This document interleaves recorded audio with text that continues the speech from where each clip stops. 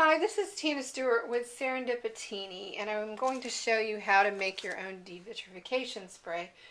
If you're not aware of what devitrification is, it has to do with how glass becomes unglass-like by getting a dull surface when you heat it. And it usually is caused by heating at too high a temperature for too long. Just to give you some tips, you're more likely to have it occur on, I work with wine bottles, so when I do my slumping, you are more likely to have a problem with it with the blue and the clear glass bottles, although the ones that have an aqua tint seem not to do it as much, and then the green ones are usually not a problem, but I have had some of them do it.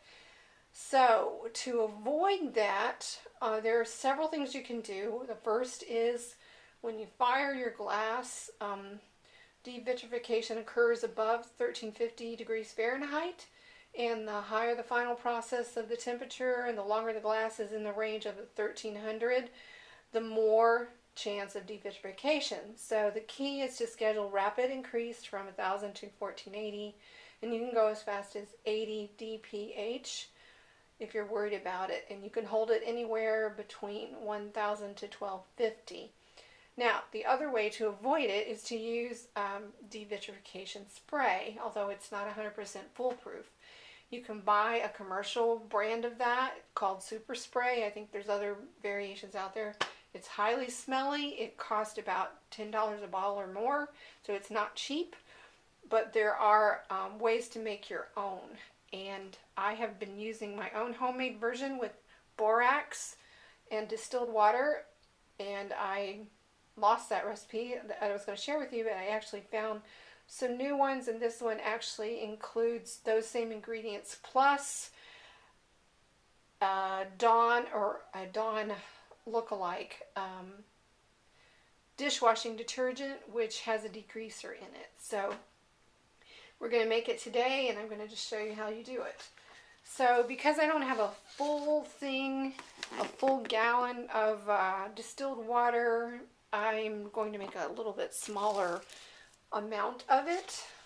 So I'm going to start, they recommend that you can use warm water, but since this is distilled and it's coming right out of that, it's at room temperature, so it's not cold really, so it should be okay. But you're going to start with 1 cup of distilled water, and you're going to pour it into a clean container. So we will measure out on my measuring cup 1 cup.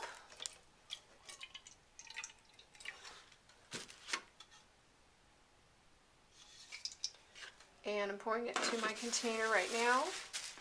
And then the next thing I'm going to do is to add the 1 tablespoon of borax, and I've found that it works better to pour your borax into a cup because it's hard to get it to pour into the tablespoon otherwise. So just add that to the container, and the next thing that we're going to do is mix it together just by doing that a little bit. And then we will add the Dawn dish detergent. I've got to let this settle. If you did heat it, you've got to let it cool. But you let it settle, and then you pour the liquid into another clean container, and you dispose of the residue. So you do want this mixed in a bit first. I'm going to use should have all this here to start with, but I'm going to use a stir stick to get this all mixed up really well.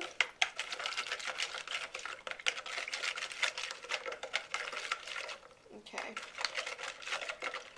Then I'm going to pour it into a clean container.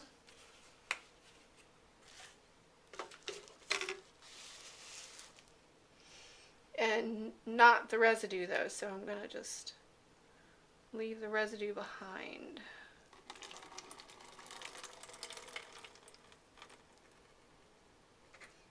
Okay, and then once I get that in there, I'm going to mix the Dawn dish detergent in with the water.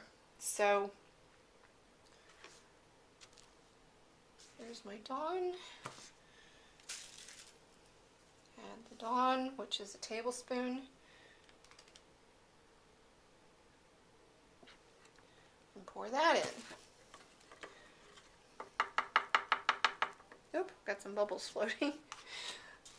Alright, so I'm going to mix that around.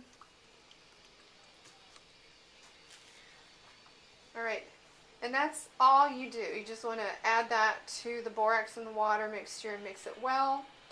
Now you don't want to, when you go to use this, shake it up or anything. You just let it sit there. You pour it out, and when there's residue in the bottom, you get rid of it. Actually, once I'm done, I'm going to make some more of this because that didn't really make very much. I have a, it's actually a syrup bottle I'm using that's plastic, which makes a great container. And I write right on the back what the ingredients are so they don't have to look it up every time. But, and that's all there is to it.